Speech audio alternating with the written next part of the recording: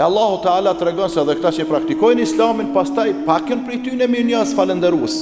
Wa qalilun min ibadiy shakur, dhe pak nga robërit e mi, thot Allahu, janë mirënjohës ndaj meje. Pak nga robërit e mi janë falënderues. Këqeni sa begatit i kemi, edhe këqeni sa kemi falënderim, edhe këqeni sa kemi ankesa. Atë bëmi të sinqert, këtë pankomi. Me kënd të rresh është interesant të bo një farë trendi, një farë zhvillimi bashkëkohor, veç me u ankue. E dini pse? Se kur si falënderues, je ankus. Kur nuk je falënderues, je ankus.